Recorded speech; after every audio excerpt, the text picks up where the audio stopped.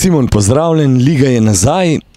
Preden se seveda lotimo Domžal, vprašanje, si spremljal reprezentančne tekme, kakšno je tvoje videnje naših iger?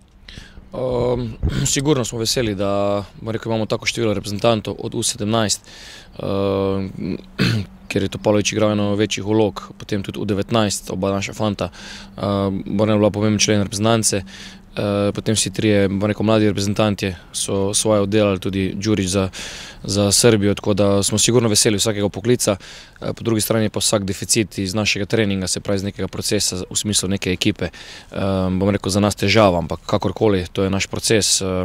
Jaz sem vesel za njih, je pa dejstvo, da smo malce v krvni zasedbi, bilo je kar nekaj poškodb na teh reprezentančnih akcijah, tako da teh 14 dni ni minilo, v nekem najboljšem situaciji, kar se tiče zdravstvenega stanja.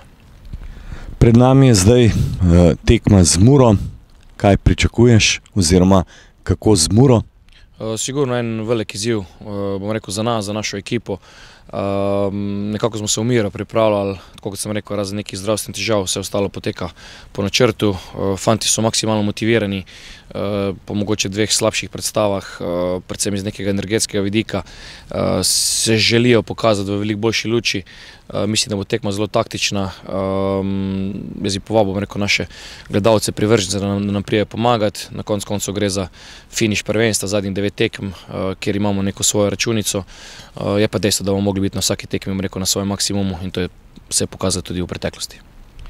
Ja, zdaj sam si že omenil zdravstveno stanje, pa vendarle ni več veliko tekem do konca.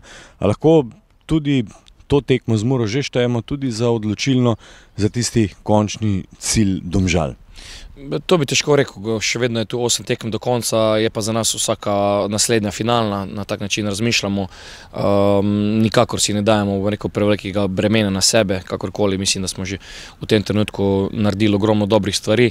Je pa sigurno, ko si blizu, ta želja mora obstajati. Gre za šport, gre za tekmovalnost in na ta način želimo tudi fante pripravljati za kasneje v njihovih karierah, kaj vse čaka. Tako da to je sigurno za mene samo plus, tega se moramo veseliti. Mislim, da je to privilegij, da smo se našli v tej situaciji. Tako da bomo poskušali vsako tekmo izkoristiti v tej luči, da bi na terenu marsikaj dobrega pokazali in da na koncu nas bi rezultat nagradil.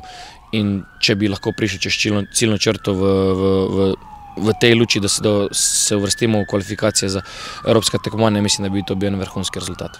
Simon, hvala in seveda srečno v nedeljo. Hvala.